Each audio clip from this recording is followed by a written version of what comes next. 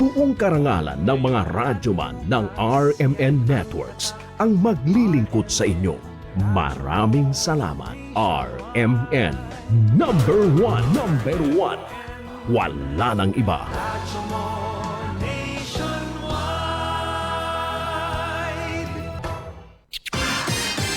Ito ang DXMY. The Music and News FM station of RMN. Sa Cotabato. 90.9. DXMY.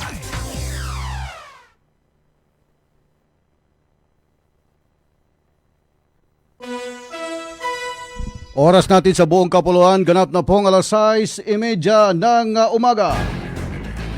Matalinong talakayan, napapanahon at pinag-uusapan. Dito, diretsahan. Walang paligoy-ligoy, walang bulahan. Straight to the point. Mas malamang usapan, mas mabusising talakayan. Komentaryong mas mauunawaan. Straight to the point. Tata, RMN, radyo mo nationwide. Auzubillahi minasyaitonirrajim. Bismillahirrahmanirrahim. Assalamualaikum, mapya mapita. Or good morning. Isang magandang umaga po. Ganap na pong alas 6:30 ng umaga. Sa ngalan ng ating station manager Radyoman Erwin Cabilbigan at Radyoman Ebs Abang, ako naman ho ang inyong pansamantalang makakasama ngayong umagang ito sa Straight to the Point, sapagkat yun pong ating station manager ay meron pong mahalagang pinuntahan, at si Radyoman Ebs Abang. Huwag po kayong bibitiw mga kasama. Huwag niyo pong kalimutan mag-dumayal sa inyong dial sa inyong mga radyo sa 90.9 at sa Facebook page natin 90.9 DXMY Cotabato.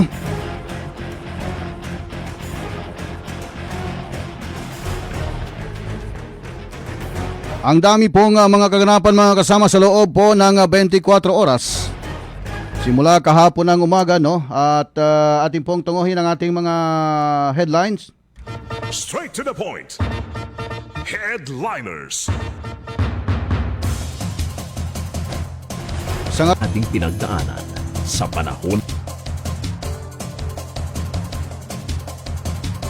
Kahapon, no, nagsagawa ng peace rally sa lungsod.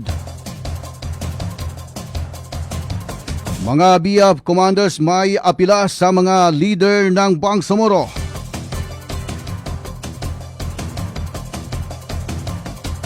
Ito hong Recover Barm Movement na nagsagawa ng pulong balitaan kahapon.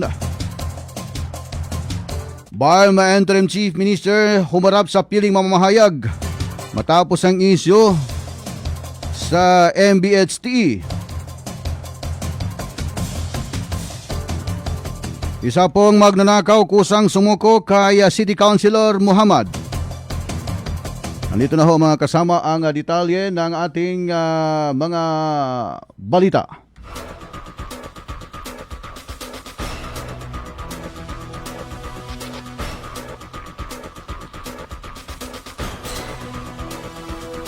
Kahapon mga kasama ay nagsagawa ho ng malawakang peace rally kung saan dito mismo sa labas ng Bangsamoro Government Center ang mahigit 30,000 mga Bangsamoro ang nakilahok ho doon sa naturang peace rally kung saan nagtapos ito ng mapayapa, no?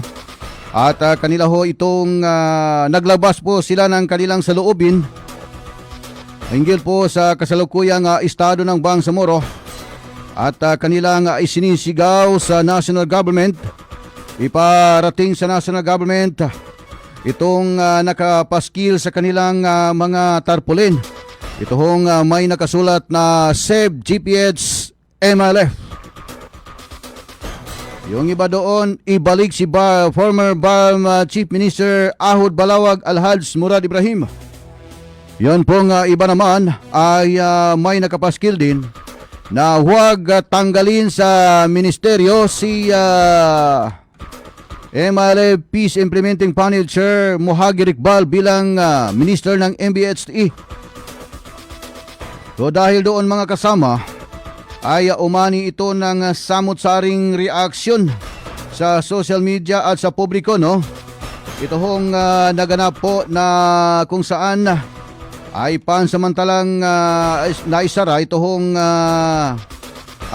Governor Gutierrez Avenue, Colonel Sinsuat Avenue, no? Matapos nga dagsahin ito ng mga lumahok sa peace rally. At doon nga mga kasama ay meron pang hindi nakapasok sa Cotabato City. Kahapon ay meron din pong mga convoy, yung mga sasakyan na gusto pong makilahok dito ho sa ginanap na peace rally kahapon ay hinarang po ng ating mga otoridad sa may bahagi ng Dato Dinsinsuat at ng Sultan Kudarat. Ito po yung ipinarating sa atin, no, na kung saan ay humihingi sila ng tulong dapat nung mangyari yun. Pero nag-advise na lang yung head of delegation na huwag nang pumilit apagkat yun pong rason ng ating mga otoridad ay masyado nang crowded dito ho sa Governor Gutierrez Avenue. Kaya minabuti na lang na huwag nang magtuloy. Yun pong galing po sa northbound at southbound ng Cotabato City. At dahil doon mga kasama ay matapos ang isinagawang peace rally, matapos ang isinagawang peace rally kahapon ay nagsagawa ito ng pulong balitaan at ang Recover BARM movement, Straight to the point. kung saan nanawagan sila ng pagkakaisa sa hanay ng mga paunahing leader ng Bangsamoro. Straight to the point. Sa naturang pulong balitaan ay umapila si Haji Muhammad Amin Salik alias Commander Dato Quiabo, Straight to the point. na siya po yung kasalukuyang head security ng General Staff ng Bangsamoro Islamic Armed Forces ng Moro Islamic Liberation Front. Straight to the point. Ang kanyang apila ay magkaisa at magkasundo ang tatlong kilalang leader ng Bangsamoro na sina MRLF Chair Alhaj Murad Ibrahim, Straight to the point. MRLF at Peace Implementing Panel Chair Minister Mohagir Iqbal, Straight to the point. at ito ho nga si BARM at BARM Interim Chief Minister at kasalukuyan ding Chief of Staff ng Bangsamoro Islamic Armed Forces Straight to the point. na si Ginoong Sami Gambar Al-Mansur o mas kilala sa Abdul Rauf Magkakwa. Straight to the point. Dahil dito mga kasama, ayon kay Commander Dato Quiabo ay mahalagaan niya ang pagkakaisa ng mga leader upang mapanatili ang kapayapaan at katatagan. Straight to the point. Ito hong katatagan ng Bangsamoro sa rehiyon ng Bangsamoro Region, no? Straight to the point. Anya ang hindi pagkakaunawaan ng mga leader ay maaring magdulot ito ng pag-alala sa kanilang mga taga-suporta Straight to the point. at mamayan ng Bangsamoro sa patuloy na umasa sa kanilang pamumuno. Straight to the point. At ito ay binigyan diin niya ang tatlong leader na tinuturing na haligi at inspirasyon ng Bangsamoro people. Straight to the point. Kaya nararapat lamang umano na manaig ang pagkakaisa at maayos na pag-uusap para sa kapakanan ng rehiyon. Straight to the point. Samantala dito ay pinahayag ni Recover BARM movement ang kanilang patuloy na pagsuporta sa pagsusulong ng kapayapaan, pagkakaisa at matatag na pamahala sa Bangsamoro Region at ng organisasyon ng Moro Islamic Liberation Front. Narito mga kasama ang naging bahagi ng panawagan ni Commander Haji Amin Salik o mas kilala sa Commander Dato Quiabo na nakabase sa Camp Bader sa bayan ng Dato Dinsinsuat, mga kasama. Straight to the point. Bangsamoro Islamic Armed Forces, bitbit ko po ang boses nila. Ako po si Haji Amin Salik, Head Security ng BIAP, MILF. Doon sa katanungan po na hanggang kailan at ano yung magiging reaksyon, kami po na mga sundalo ng MILF, ayaw na po namin umawak ng sandata baril. Gusto po namin ngayon po kapayapaan. Ito po ang panawagan namin na kung po pwede po, huwag na po imamanipula yung BARM. Nananawagan po kami kay Honorable Chief Minister Abdul Rauf Magkakwa na sana po lahat ng hakbang kailangan po pag-aralan, pag-usapan, at kailangan magbigay ng presensya sa mga pinuno natin, sa mga leader natin, mas lalo na sa Amirul Mujahideen. Nananawagan din po ako sa mga tao na pumapasok, nangihimasok sa BAM, sana po titigilan po ninyo. Kasi kami mga bangsamoro dito, walang nangyayari, hindi po kami nag-aaway-away. Ang kalaban po namin ang sistema. Wassalamualaikum warahmatullahi wabarakatuh. Matalinong talakayan, diretsahan, straight to the point. Yun po mga kasama ang bahagi ng apila o panawagan ni Haji Amin Salik o mas kilala sa Commander Dato Quiabo sa iyong kasalukuyang head security ng Bangsamoro Islamic ng Bangsamoro Islamic Armed Forces. At dahil doon mga kasama ay Straight to the point. tahasan namang nanawagan ng grupo ng Recover Burma Movement kay Bangsamoro Chief Minister Abdul Rauf Samig Gambar Makakuha na ito ay bumalik sa Camp Darapanan. Straight to the point. Ito ang kanilang panawagan na bumalik sa Camp Darapanan itong kasalukuyan pong Chief Minister ng Bangsamoro sa bayan ng Sultan Kudarat sa Maguindanao del Norte upang makipagpulong at makipagdialogo sa Central Committee ng Moro Islamic Liberation Front at ito mga kasama Straight to the point. dahil sa kaugnay na umiinit na usaping politikal ng Bangsamoro Region. Straight to the point. Sa isinagawang pulong balitaan ng grupo ay sinabi ng kanilang mga kinatawan na mahalaga nga magkaroon ng direktibang pag-uusap sa pagitan ng liderato ng Bangsamoro Government at ng pamunuan ng MLF upang mapanatili ang pagkakaisa at katatagan sa rehiyon. Straight to the point. Dahil dito ay dahil sa o dagdag pa sa sinabi ng grupo ng Recover Burma Movement, ang Darapanan ay simbolo ng pagkakaisa at sentro ng mahalagang desisyon ng MLF. Kaya nararapat lamang umano na doon idaos ang masisinang konsultasyon hinggil sa hinaharap na hamon ng politika sa BARM. Ito mga kasama ang iginiit ni Attorney Badruddin Mangindra. Straight to the point. Narito ang naging bahagi ng pahayag ni Attorney Badruddin Mangindra na siya yung kasalukuyang legal counsel ng Recover Burma Movement at ng legal counsel din ng MLF Adyag mga kasama. Legislative and executive powers of the Bangsamoro Transition Authority shall be vested in Bangsamoro Transition Authority. Section 3 Article 16. So meaning, ang BTA talaga ay nandoon talaga ang ating executive which is supposed to be the ICM. And that is so provided because to the mind of the framers of the BOL, the Chief Minister shall be automatically the MLF chairman. Siya naman talaga ang kinilala ng buong mundo na dapat mahuluhan dito. With all due respect kung paano mag-succeed, the succession from him to Bapa Sami, I have heard of that, but that he's going to be the successor. Wala pong ibang kinalaman doon. And with respect to Bapa IQ, respectfully po, Bapa ICM, if we only understand the system of parliamentarism, nobody can actually arrogate unto himself solely the power to remove a cabinet. Because that is supposed to be a party decision. But in the case of Burma Transition Authority, since there is no party yet ruling there, but the MILF as leading organization in the BTA, it is supposed to be the Bangsamoro Transition Authority who shall be consulted and collect their ideas on whether or not Bapa EQ may be removed and replaced. And with respect to the accusations of corruptions, removal is not the proper remedy there. Let the MILF leadership, the Central Committee decide on it. And with respect to the alleged corruption, we have ombudsman. Let us do it there. Do not kasuhan natin siya. Then let him answer. Sabi naman, ready siya mag-answer. But with respect to the removal, hindi po sana mangyari yan. Hindi po dapat ganyan ang ating remedy dyan. Napakaaga po para palitan na parang, yun na nga, sinasabi na parang siya yung ama ng peace process. Let us set aside that. But the fact that we are parliamentary, our system is parliamentarism.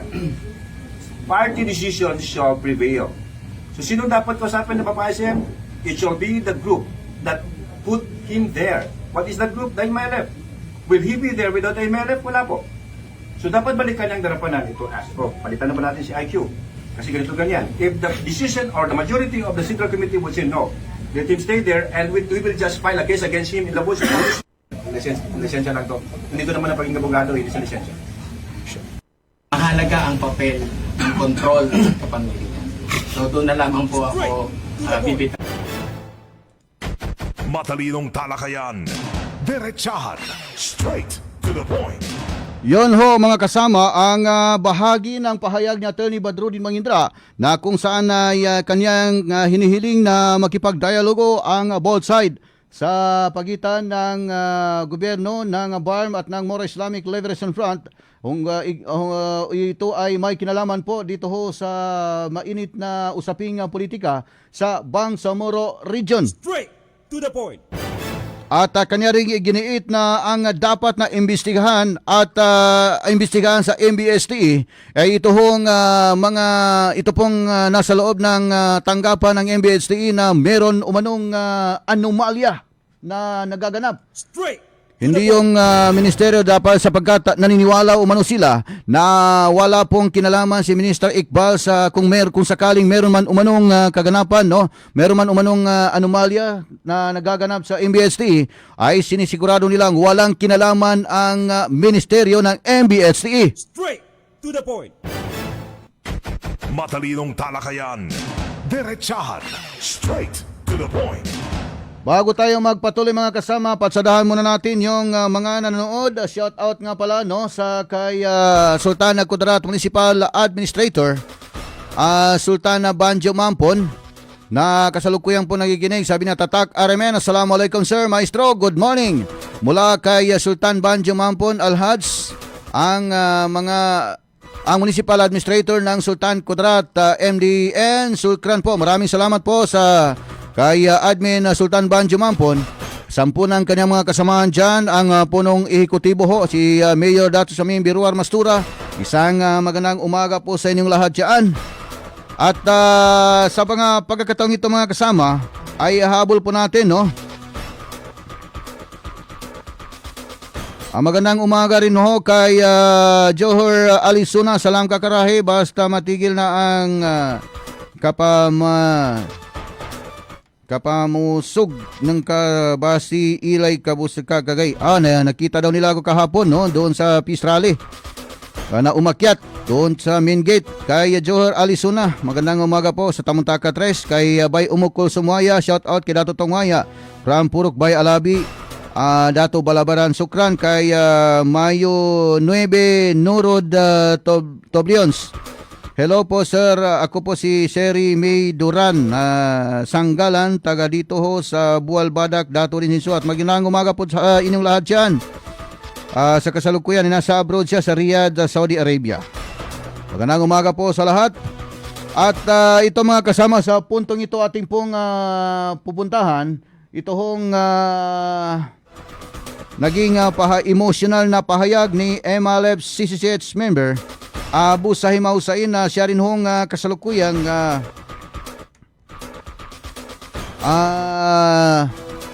OIC Base Command ng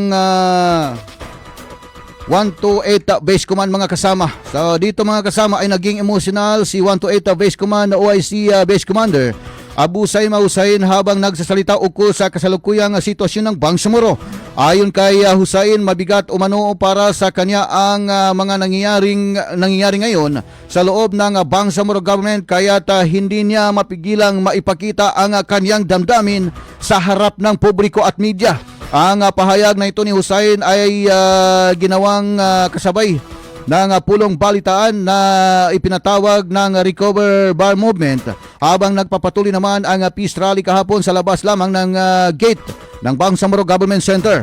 Dumalo sa naturang pagtitipon ng iba't ibang supporters at miyembro ng grupo upang ipahayag ang kanilang saloobin at panawagan kaugnay sa kasalukuyang usapin sa Bangsamoro. Ayon dito kay Abu Sahima, noong panahon umano ng pagkikibaka sa loob ng mahigit 5 dekada ay ang samahan ng mga Bangsamoro, wala man makain o makakain man, isang tamban ay hati-hatiin pa yon para lang makarao sa kanilang pagkikibaka, para lang makamit umano ang nakamit ngayon, kasalukuyang nakamit ng Bangsamoro, ito hong Bangsamoro Autonomous Region and Mose Mindanao. Dahil dito ay naging emotional ang kanyang panawagan. Tagus sa puso itong kanyang panawagan na for the first time natin nakita, no, itong si Abusay Mausay na umiyak talaga. Umiyak po sa harapan ng mga mamamahayag. Straight to the point. Kasama ni ring humarap dito sila Commander Haji Amin Salik, Attorney Badrudin Mangindra at iba pa mga kasama. Straight. So dahil to the dito, point. sinabi rin ni Attorney Mangindra na ang kanyang ama ay isa rin hong nasawi sa pakikibaka noong all-out war mga kasama. Straight to the At point. narito mga kasama ang naging bahagi ng panawagan ni MILF 66 member Straight to the point. Abu Saima Hussein na siya rin hong kasalukuyang municipal councilor ng bayan ng Pahamudin sa Special Geographic Area at kasalukuyan ding OIC Base Command ng 128 Base Command mga kasama. Narito ho ang naging panayam sa kanya. Straight to the point.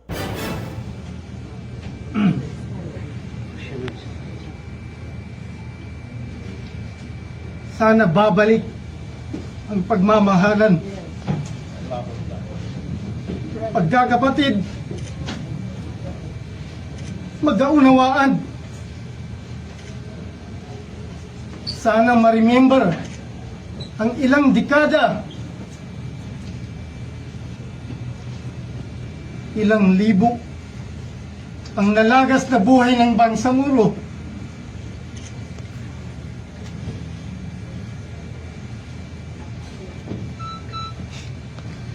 Hindi ba ganito ginagawa mo? Dapat. Emotional ako. Tissue na. Gakalimwa. Tempo pagkanta no, bamagatuang tano. Tamba na. Pagdatag pa din. Bagatuang sa sakalambay. Yata mo sa napako. Grabe.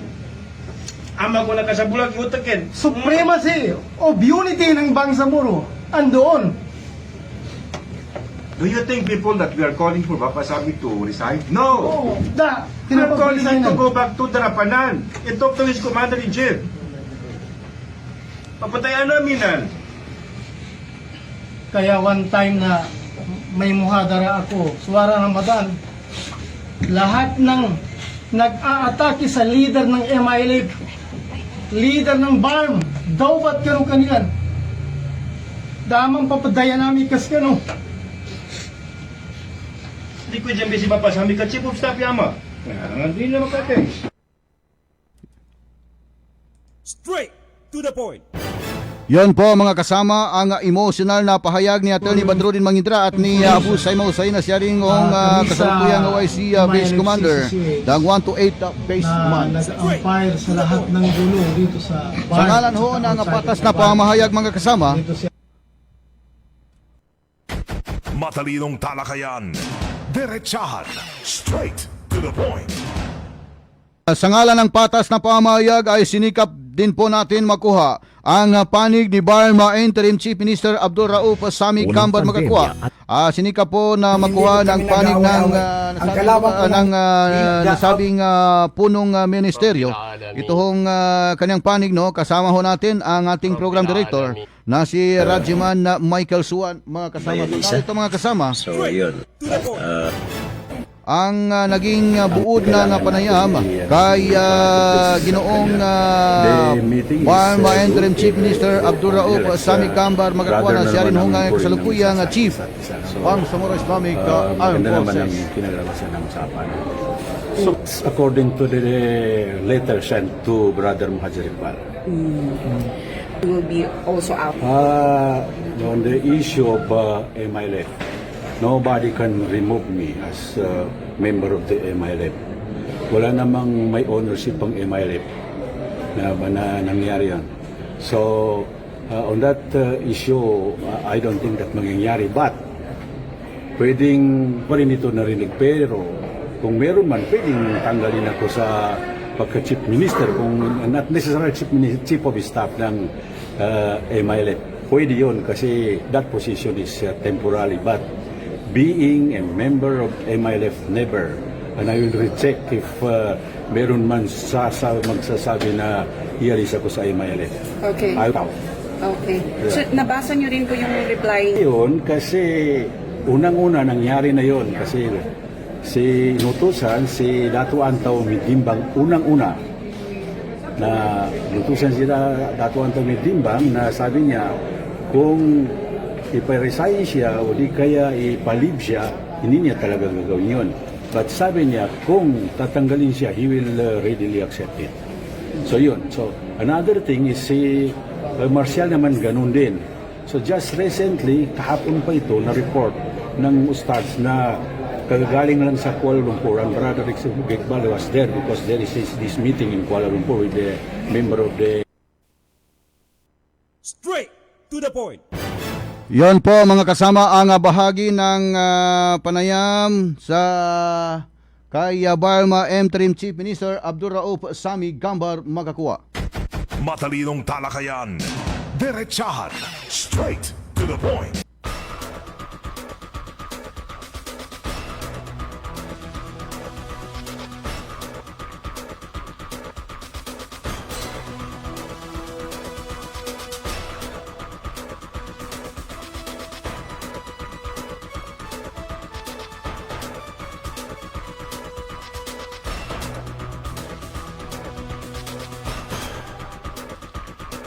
At susubukan natin mga kasama na ipasok natin ho itong report ni Rajiman Joel Di Mapalaw.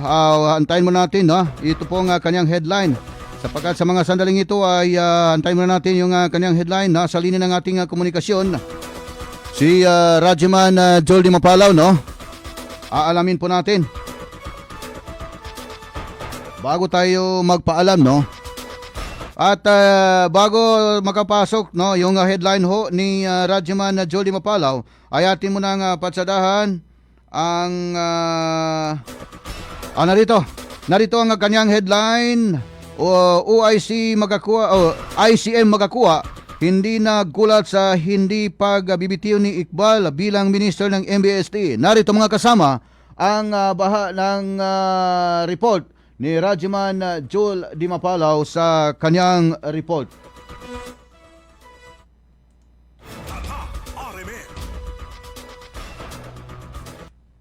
Narito mga kasama ang report ni Rajiman Joel Di Mapalaw.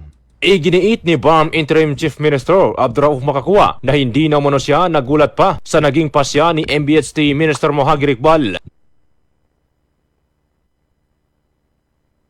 Rajiman, hold your line. Iginiit ni BARM Interim Chief Minister Abdul Rauf Magakua na hindi na umano siya nagulat pa sa naging pasya ni MBST Minister Mohagir Iqbal na wag kusang bumaba sa kanyang pwesto.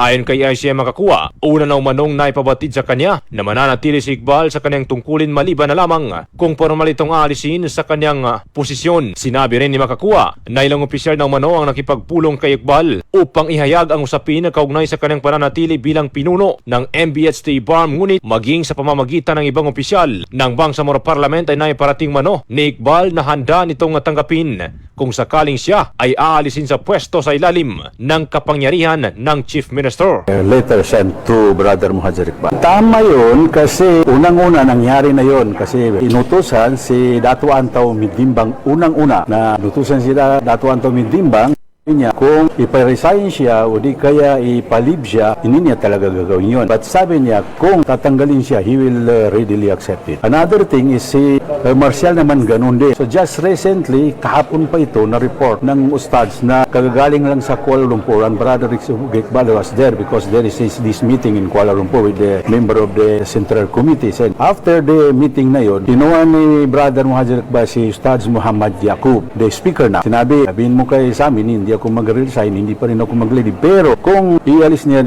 ako, sige, okay lang. Nilinaw naman ni ICM Magakua na hindi sa clown ang tinutukoy na due process ang usapin ng pagtanggal ng kahit na sinong BARM cabinet. Ang due process na binabanggitan niya ay maaari lamang umanong iugnay sa mga kasong nasa ilalim ng Commission on Audit o COA kung saan dapat resolbahin ang anumang aligasyon o isyu laban sa isang opisyal. Dagdag pa niya na bahagi ng kanyang kapangyarihan na bilang pinuno ng BARM ang pagtanggal o pagpapalit ng mga minister anumang oras kahit wala umanong kinakaharap na kaso ang mga ito, at at bilang prerogative na rin ng isang mataas na opisyal. Yung due process na yung sinasabi, siguro mag-apply yun sa kaso doon sa COA. Hindi mag-apply dito yung due process na yun. So kung gusto niya malinis yung sitwasyon doon siya sa COA kasi COA man ang pinanggalingan ng lahat na ito. And remember, just want to inform you that removing somebody here in BARM, particularly yung mga ministries, even the newly installed MILG and Bon Al-Hakas Mapar and Menri of